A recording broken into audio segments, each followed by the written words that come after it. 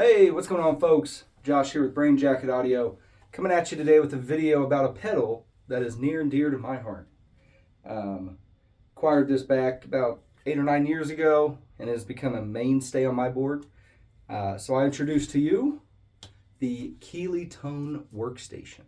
So I know there's a lot of pedals out there, so many I don't know about, and I'm sure you guys are in the same boat.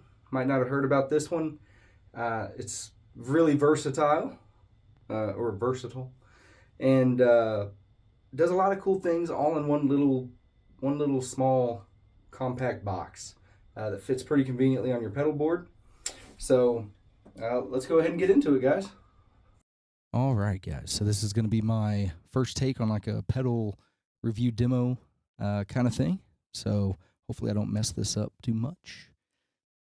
But just want to go ahead and say this is more. I would say more of like a paying homage to a pedal I really love and has been on my board for 9 years, ever since I bought it. And we'll go over kind of how I came about it and let me know in the comments what's your favorite pedal you own. Or have owned, or what is at the heart of your board. For example, this is mine. This is what's gonna typically be in the middle of my board until I find something otherwise. So I'll run everything, but this is kind of my main, in the middle situated, kind of my hub, as far as my tone goes. So let me know in the comments what your pedal is for that. What do you kind of center your board around, or what's your kind of what you would say a pedal that shapes your tone in a sense. I know your fingers obviously, but also as far as a gear wise. Um, so with that being said, if you'd like to skip to the end of the video and check out all the tones this thing can make, all the sounds and how versatile it is, feel free to do so because I'm about to do a lot of yapping here. I know some people detest that. They just say get to playing. But for the junkies out there like myself, the gear junkies, who want to learn a little something about a pedal you might not know, feel free to stick around, grab a cup of coffee or something, pull up a chair. So, how did I come to own this bad boy? Well, throw it up on the screen. I used to actually run a Jekyll and Hyde by Visual Sound or Virtual Sound or something. Super awesome pedal, overdrive distortion, but after a while, it didn't do what I want.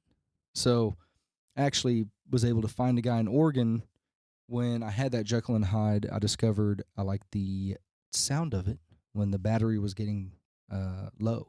So found a gentleman who was super awesome, and he was able to build me an attenuation box. So I plugged my 9 volt into that, my little battery thing cable, and run the pedal at 6.6 or 6.7 volts. We messed around with some of that, figured out that's the sound, that sounded best to my ears. So we left it there, sealed it up. It couldn't have been, he left a little switch on the side, little pot that I could kind of put a little screw in and change it. I never did. I loved the sound of it until it wasn't working anymore. Until I, moved to Oklahoma and got in some bands and was figuring out it wasn't quite right. It was a little too heavy. It wasn't as versatile as I needed. So I went to a little guitar shop off of Admiral and discovered this monster. And unfortunately, the little music store is not there anymore. But after leaving and coming back, I ended up second time in. I left with this thing. It was $2.99 at the time. Soon after it came out, I believe in 2016. So it was like 2016, 2017 when I picked this up.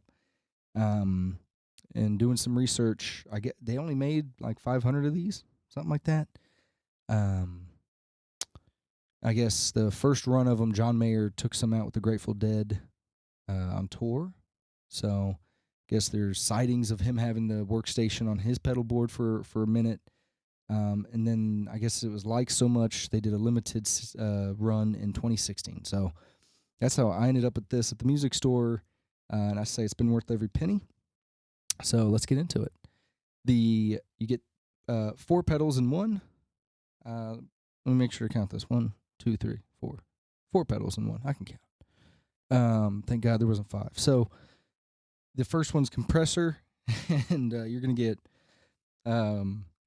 three knobs: your sustain, your level, and your blend, and then a little toggle switch.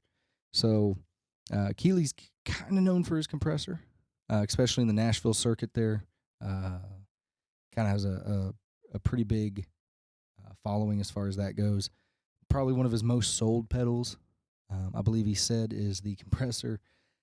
It's an amazing tool. I could see why.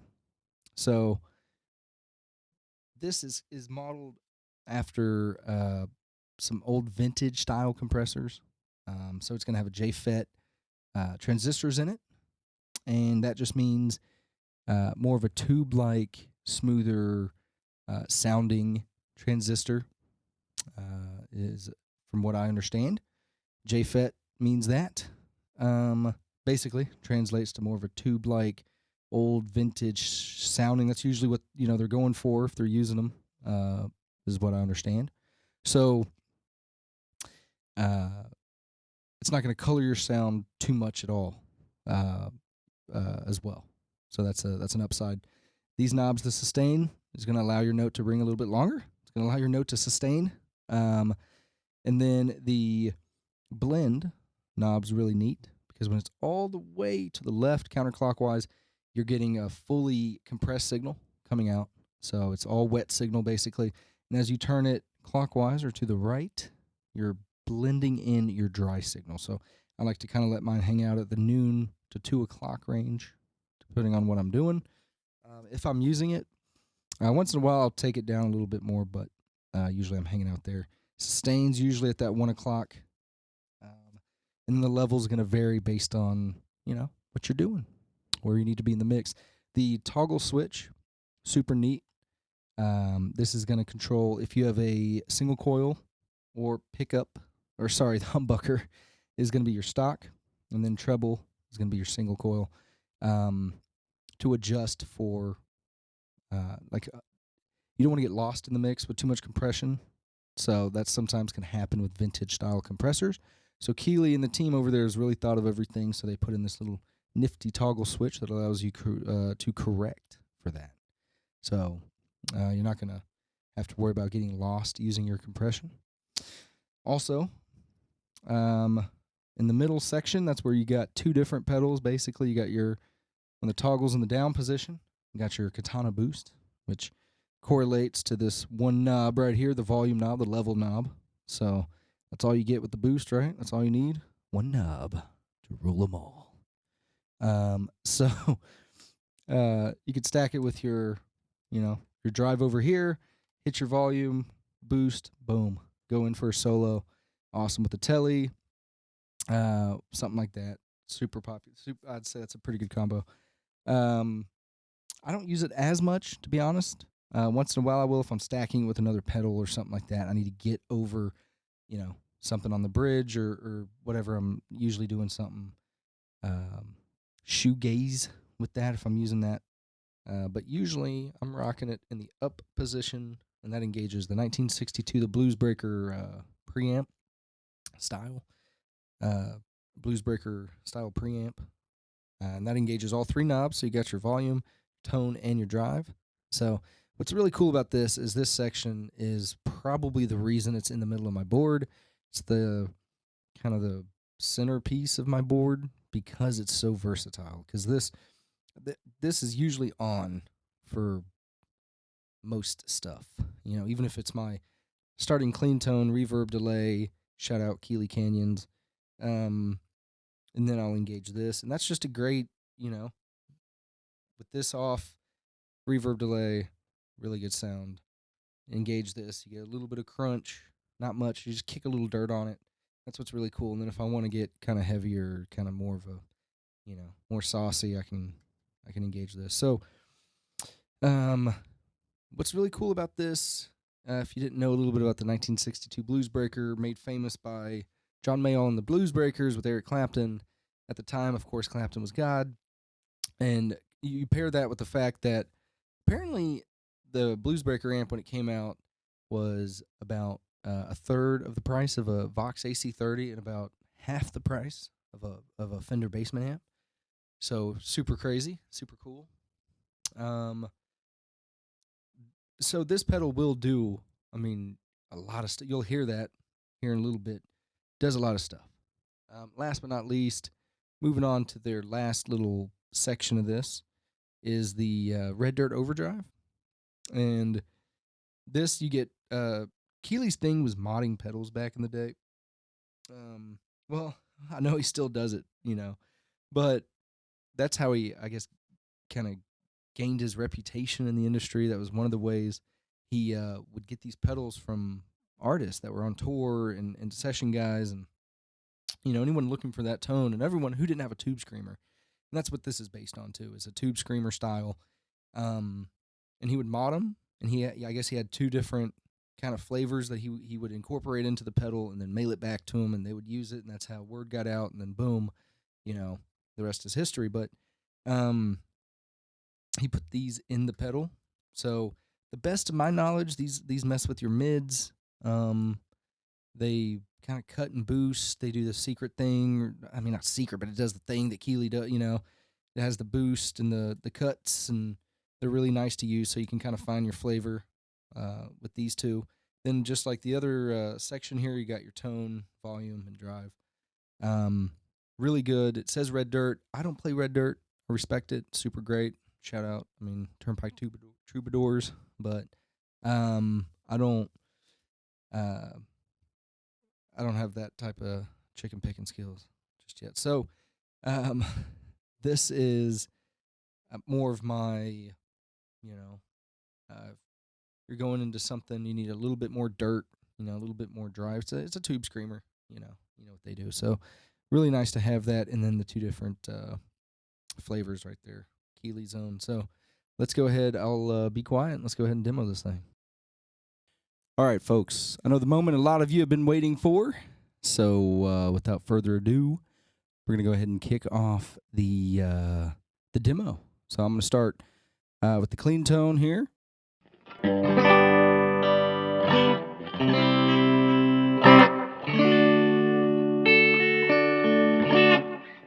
So that's what I'm working with. I got the Egnator head, Tweaker 40 going into a VHT cab, 110-inch speaker, 10 or 12-inch. Sad that I don't know that, but off the top of my head anyway. I did at one point, but then mic'd up with a 57 and a Sennheiser E609. So that's what we got. So now we're going to go with the Bluesbreaker 1962. And we're going to play some blues.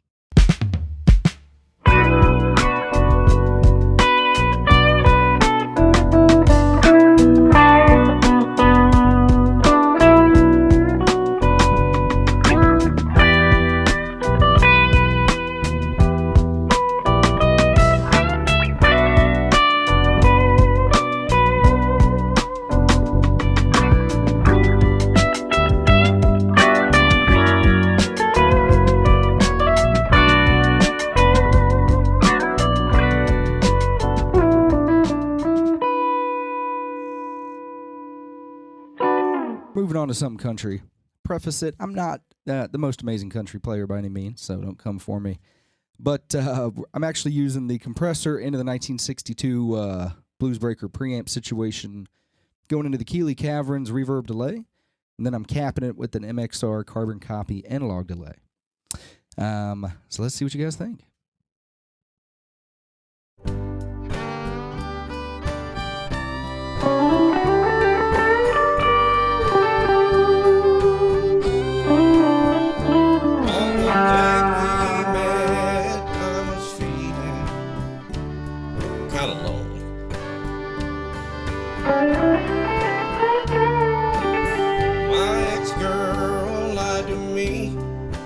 With my old buddy, but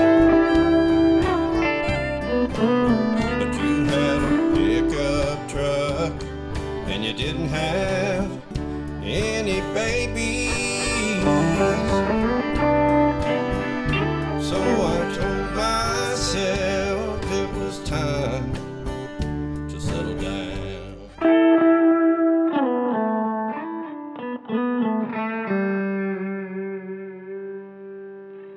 Okay, folks, we're moving on to the last Grateful Dead tune, Help on the Way.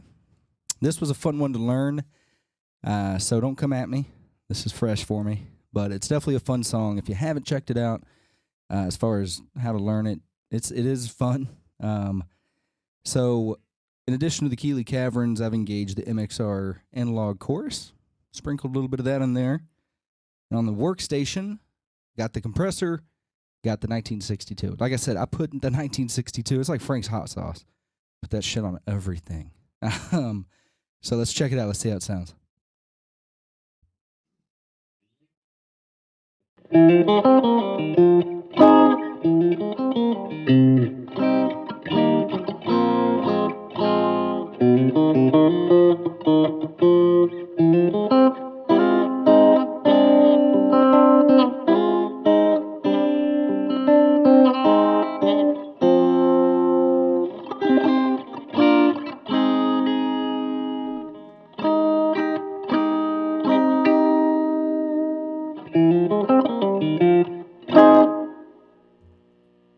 Okay, there you have it. That's about as good as it's going to get from me right now. Again, super fun song to learn how to play. I'm going to sit here and be messing with this for the next few weeks. It's even honestly a really fun song to put for a warm-up right now. It's probably going to be my rotation to warm the fingers up, the way the coordination. It's a lot of fun. Highly advise checking it out. If you haven't, yeah, I could see why maybe John Mayer brought one of these things out. Again, it's versatile, stacks well, pairs well with other things, plays well with other pedals. So on to the last thing. It's a little lo-fi, guys, a little track. All these tracks are original I'm using here. So the blues, the country things, buddy of mine, I'll link his YouTube channel. I think it's GD Young and the Repercussions. Guy I jam with, super cool dude. And the last one's one of my little lo-fi tracks. So let's check it out, guys. We're on to the last demo here. This one's going to be some lo-fi. You know, I dabble. I've been known to dabble in the lo-fi. So you can see I've got everything engaged. That overdrive, tube screamer circuit as well, into the Keeley Caverns reverb delay, into the carbon copy MXR. So let's see how all this sounds.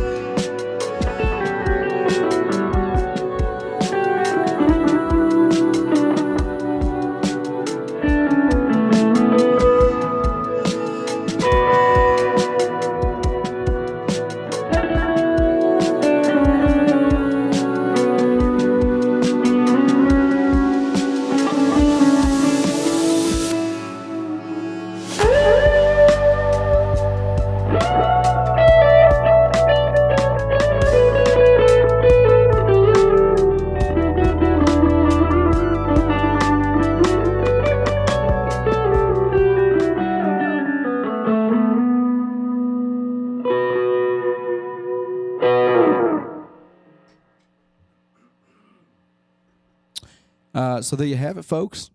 That was a little lo-fi jam. So I hope you enjoyed it. I hope you could see how versatile this pedal is.